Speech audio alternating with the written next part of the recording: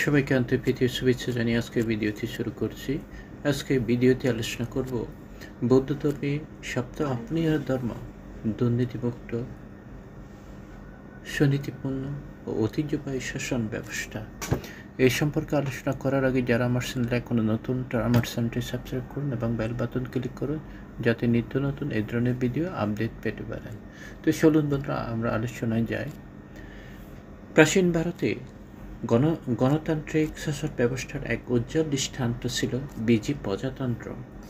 গৌতম বুদ্ধের মহাপরিনির্বাণ সূত্রে বর্ণিত সপ্তম অপরিহার্য ধর্ম বা অবনতিহীনতার 7টি নীতি বর্জিতের এই সাফল্য ও স্থিতিশীলতার মূল ভিত্তি ছিল। এই নীতিগুলির মধ্যে অন্যতম গুরুত্বপূর্ণ একটি হল সামাজিক বা রাষ্ট্রীয় ক্ষেত্রে কোনো রকম দুর্নীতি চালু না করা, প্রচলিত সুনীতি উচ্ছেদ না করা এবং প্রাচীন নীতি ও অনুশাসন মেনে চলা। এই নীতিটি শুধু বেজিদের জন্য নয়, বরং যে কোনো উন্নত ও স্থিতিশীল জাতি গঠনের জন্য আজও অত্যন্ত প্রাসঙ্গিক। এই প্রবন্ধে আমরা এই নীতিগুলোটির গভীরতা এবং ঐতিহাসিক প্রেক্ষাপট এবং আধুনিক সমাজের এই প্রাসঙ্গিকতা নিয়ে বিশদ আলোচনা করব। ঐতিহাসিক প্রেক্ষাপট: বেজি প্রজাতন্ত্র ও সপ্তম অপরিহার্য ধর্ম। বৌদ্ধযুগে মগধ সাম্রাজ্যের উত্থানের সময় পূর্ব ভারতে বেশ কিছু শক্তিশালী প্রজাতন্ত্র বা গণরাজ্য বিদ্যমান ছিল, যার মধ্যে বেজি ছিল অন্যতম। বেজিরা ছিল বৈশালীকে কেন্দ্র করে গড়ে ওঠা একটি শক্তিশালী আর্থিক গোত্রের সম্মিলিত জোট বা অষ্টকুলাব। তাদের শাসন ব্যবস্থা ছিল গণতান্ত্রিক, যেখানে বিভিন্ন গোত্রের প্রতিনিধিরা একত্রিত হয়ে সিদ্ধান্ত গ্রহণ করতেন। গৌতম বুদ্ধ বেজিদের এই শাসন ব্যবস্থার প্রশংসা করেছিলেন এবং তাদের অবনতিহীনতা 7টি কারণ বা সপ্তম অপরিহার্যর কথা উল্লেখ করেছিলেন, যা তাদের শক্তি ও স্থায়িত্বের মূল মন্ত্র ছিল। অজাতশত্রু মগধ রাজা বেজিদের দুর্বল করে তাদের রাজ্য দখল করতে চেয়েছিলেন, কিন্তু বুদ্ধের কাছে বেজিদের পরাজয়ের সম্ভাবনা সম্পর্কে জানতে চাইলে বুদ্ধ এই সপ্তম অপরিহার্য ধর্মের কথা উল্লেখ করেন এবং ভবিষ্যৎবাণী করেন যে যতক্ষণ বেজিরা এই নীতিগুলো মেনে চলবে, ততক্ষণ তাদের পতন সম্ভব নয়। এই ঘটনাতেই এই নীতিগুলির গুরুত্বকে তুলে ধরেছে। নীতির বিশ্লেষণ: এক হচ্ছে সামাজিক ও রাষ্ট্রীয় ক্ষেত্রে কোনো রকম দুর্নীতি চালু না করা। এই অংশে তাৎপর্য আধুনিক রাষ্ট্রচিন্তার ক্ষেত্রেও মৌলিক। দুর্নীতি বলতে বোঝায় ক্ষমতায় অপব্যবহার করে ব্যক্তিগত বা গোষ্ঠীগত স্বার্থসিদ্ধি করা, যা সমাজের বৃহত্তর কল্যাণকে ব্যাহত করে। বেজিরা উপলব্ধি করেছিল যে দুর্নীতি একটি সমাজের কাঠামোকে ভিতর থেকে ক্ষয় করে দেয়।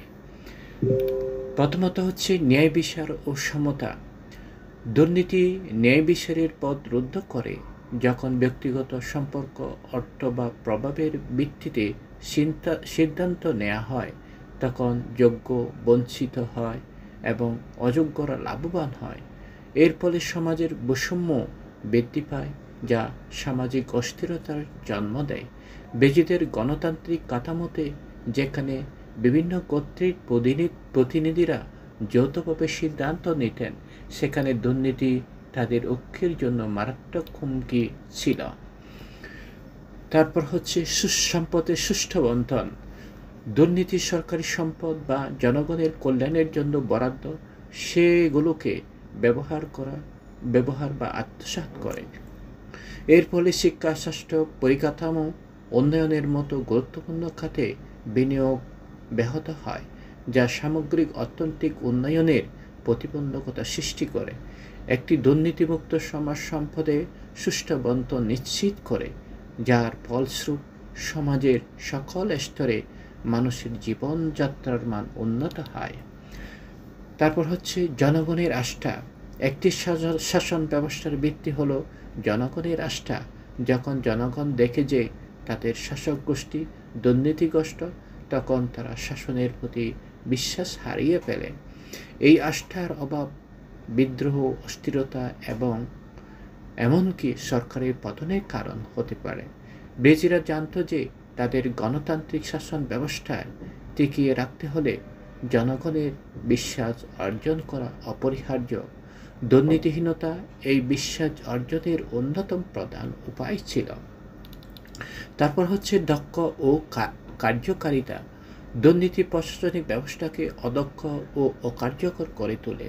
ঘুষ, স্বজনপ্রীতি এবং অন্য অসৎ উপায়গুলি যোগ্যতা ও মেধার ভিত্তিতে নিয়োগ এবং পদোন্নতির পথ রুদ্ধ করে দেয়। এর ফলে প্রশাসনিক দুর্বলতা দেখা দেয়, যা শেষ পর্যন্ত রাষ্ট্রীয় কার্যকারিতাকে মারাত্মকভাবে প্রভাবিত করে। তারপর 2 হচ্ছে প্রচলিত সুনীতি উচ্ছেদ না করা। এই অংশটি সামাজিক মূল্যবোধ এবং নৈতিকতার গুরুত্বের উপর জোর দেওয়া হয়। প্রতিটি সমাজে কিছু অলিখিত নিয়মকানুন, আচরণবিধি এবং মূল্যবোধ থাকে, যা সেই সমাজের সংহতি ও সুষ্ঠু কার্যকারিতা নিশ্চিত করে। এগুলোকে সুনীতি বলা হয়। প্রথমত হচ্ছে সামাজিক সংহতি ও ঐক্য। সুনীতিগুলো সমাজের সদস্যদের মধ্যে পারস্পরিক শ্রদ্ধা, সহযোগিতা এবং সহানুভূতির মতো গুণাবলী গড়ে তোলে, যা এই মূল্যবোধগুলি সামাজিক সংহতি ও ঐক্য বজায় রাখতে সাহায্য করে। বেজিদের মতো একটি বহুগোত্রীয় প্রজাতন্ত্রে সামাজিক সংহতি ছিল অপরিহার্য। প্রচলিত সুনীতিগুলি মেনে চলার মাধ্যমে তারা বিভিন্ন গোত্রের মাধ্যমে সৌহার্দ্য বজায় রাখত। দ্বিতীয়ত হলো নৈতিক ভিত্তি। সুনীতিগুলি একটি সমাজের নৈতিক ভিত্তি তৈরি করে। এগুলি মানুষকে কী সঠিক এবং কী ভুল সে সম্পর্কে একটি ধারণা দেয়। যখন এই সুনীতিগুলো উচ্ছেদ হয়, তখন নৈতিকতার মানদণ্ড হ্রাস পায়, যার ফলে সমাজের অর্থনৈতিক আচরণ বৃদ্ধি পায়। তৃতীয়ত হচ্ছে স্থির ও পূর্বাভাসের যোগ্যতা। সমাজের প্রচলিত সুনীতিগুলো মানুষকে একটি নির্দিষ্ট উপায়ে আচরণ করার জন্য উৎসাহিত করে, যা সামাজিক পরিবেশকে আরও পূর্বাভাসযোগ্য এবং স্থিতিশীল করে তোলে। যখন এই নীতিগুলি পরিবর্তিত হয় বা উপেক্ষা করা হয়, তখন সমাজে অনিশ্চয়তা বা বিশৃঙ্খলা দেখা দেয়। চতুর্থ হচ্ছে সংস্কৃতি ও পরিচয় রক্ষা। সুনীতিগুলো প্রায়শ একটি জাতির সংস্কৃতি ও ঐতিহ্যের সাথে গভীরভাবে জড়িত থাকে। এইগুলি রক্ষা করার মাধ্যমে একটি জাতি তার নিজস্ব পরিচয় এবং সংস্কৃতির ঐতিহ্যকে বাঁচিয়ে রাখে। এখানে 3 হচ্ছে প্রাচীন নীতি বা অনুশাসন মেনে চলা। এই অংশটি ঐতিহ্য ও পূর্বপুরুষদের জ্ঞানের প্রতি শ্রদ্ধার উপর গুরুত্ব আরোপ করে। প্রাচীন নীতি ও অনুশাসন বলতে বোঝায় দীর্ঘকাল ধরে পরীক্ষিত প্রথা, আইন, প্রজ্ঞা এবং উপদেশ, যা পূর্বপুরুষরা প্রজন্মের পর প্রজন্ম ধরে অনুসরণ করে এসেছেন। প্রথমত হচ্ছে প্রজ্ঞা ও অভিজ্ঞতা। প্রাচীন নীতিগুলি দীর্ঘদিনের অভিজ্ঞতা এবং গভীর প্রজ্ঞার ফসল। এই নীতিগুলি প্রায়শ সমাজের বিভিন্ন সমস্যার সমাধানে প্রমাণিত উপায় সরবরাহ করে। বেজিরা তাদের প্রবীণদের এবং তাদের পূর্বপুরুষদের জ্ঞানকে অত্যন্ত গুরুত্ব দিত। এই জ্ঞান তাদের সঠিক সিদ্ধান্ত নিতে এবং সম্ভাব্য বিপদ এড়াতে সাহায্য করত। দ্বিতীয় হচ্ছে স্থিতিশীলতা ও ধারাবাহিকতা। প্রাচীন নীতি ও অনুশাসন মেনে চলা সমাজে একটি ধারাবাহিক এবং স্থিতিশীলতা নিশ্চিত করে। এটি পরিবর্তনকে অস্বীকার করে না, বরং পরিবর্তনকে ঐতিহ্যের কাঠামোর মধ্যে রেখে পরিচালিত করে, যা হঠাৎ এবং ধ্বংসাত্মক পরিবর্তন এড়াতে সাহায্য করে। তৃতীয় হচ্ছে পরিচয় ও ভিত্তি। একটি জাতির জন্য তার প্রাচীন নীতিগুলি তার পরিচয়ের একটি অবিচ্ছেদ্য অংশ। এই নীতিগুলি জাতির ঐতিহাসিক ভিত্তি এবং মূল্যবোধ সুদৃঢ় করে। নতুন প্রজন্মকে তাদের পূর্বপুরুষদের জ্ঞান ও সংস্কৃতি সম্পর্কে অবগত রাখার জন্য এগুলি গুরুত্বপূর্ণ। তৃতীয়ত হচ্ছে ঐতিহ্য চতুর্থ হচ্ছে ঐতিহ্য সংরক্ষণ। প্রাচীন নীতিগুলি সংরক্ষণ করা মানে একটি জাতির ঐতিহ্যকে সংরক্ষণ করা। এই ঐতিহ্যগুলি সংস্কৃতি, সামাজিক এবং নৈতিক মূল্যবোধের ভাণ্ডার। এগুলিকে বাঁচিয়ে রাখার মাধ্যমে একটি জাতি তার নিজস্বতা এবং সম্মান বজায় রাখে। আধুনিক সমাজে প্রাসঙ্গিকতা। ব্রিটিশদের এই নীতিগুলি কেবল প্রাচীন ভারতের জন্য সীমাবদ্ধ ছিল না, আধুনিক বিশ্বের জন্য এর গভীর প্রাসঙ্গিকতা রয়েছে। যে কোনো জাতি বা গণতান্ত্রিক বা অন্য কোনো শাসন ব্যবস্থার দ্বারা পরিচালিত হোক না কেন, যদি স্থিতিশীলতা, সমৃদ্ধি এবং ন্যায় বিচার অর্জন করতে চায়, তবে এই নীতিগুলি অনুসরণ করা অপরিহার্য। দুর্নীতি দমন। প্রথমত হচ্ছে আধুনিক রাষ্ট্রগুলির বিশ্বব্যাপী দুর্নীতির সঙ্গে লড়াই করছে। সুশাসন প্রতিষ্ঠা এবং অর্থনৈতিক উন্নয়নের জন্য দুর্নীতি দমন একটি পূর্বশর্ত। স্বচ্ছতা, জবাবদিহিতা এবং আইনের শাসন প্রতিষ্ঠা করে দুর্নীতিকে নির্মূল করা সম্ভব। দ্বিতীয়ত হচ্ছে নৈতিক ও সামাজিক মূল্যবোধ। আধুনিক সমাজে দ্রুত পরিবর্তনের কারণে প্রায়শ নৈতিকতা এবং সামাজিক মূল্যবোধের অবক্ষয় দেখা যায়। এই ব্রিজি নীতিটি আমাদের মনে করিয়ে দেয় যে একটি সুষ্ঠু সমাজ গঠনের জন্য সুনির্দিষ্ট নৈতিক মানদণ্ড এবং সামাজিক সুনীতিগুলি রক্ষা করা কতটা গুরুত্বপূর্ণ। শিক্ষার ব্যবস্থার মাধ্যমে এই মূল্যবোধগুলি নতুন প্রজন্মের মধ্যে সঞ্চারিত করা যেতে পারে।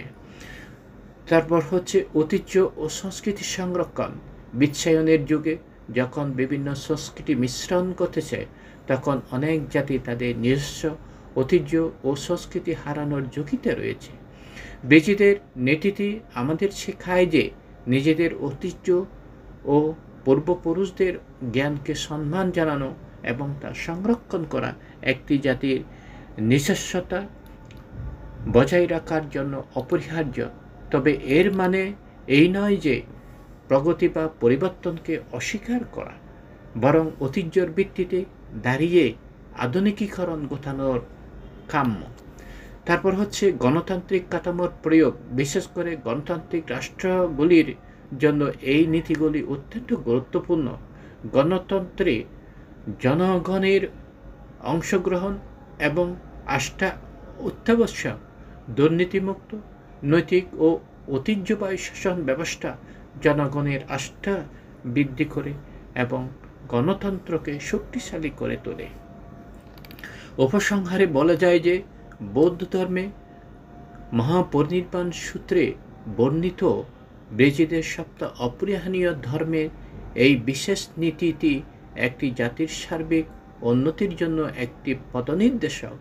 দুর্নীতিমুক্ত প্রশাসন, প্রচলিত সুনীতি ও সামাজিক মূল্যবোধের সংরক্ষণ এবং প্রাচীন জ্ঞান ও ঐতিহ্যের প্রতি শ্রদ্ধা, এই তিনটি স্তম্ভ একটি মজবুত, স্থিতিশীল এবং প্রগতিশীল জাতি গঠনের জন্য অপরিহার্য।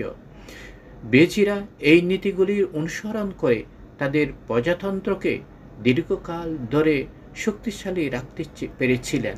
আধুনিক রাষ্ট্র ব্যবস্থাগুলিও যদি এই চিরন্তন প্রজ্ঞা মেনে চলে, তবে তারা আরও উন্নত, ন্যায়পরায়ণ এবং সমৃদ্ধ সমাজ গঠন করতে সক্ষম হবে। তো আজ এ পর্যন্ত। সবাই ভালো থাকুন, সুস্থ থাকুন এই কামনা করে আজকের মতো আলোচনা এখানে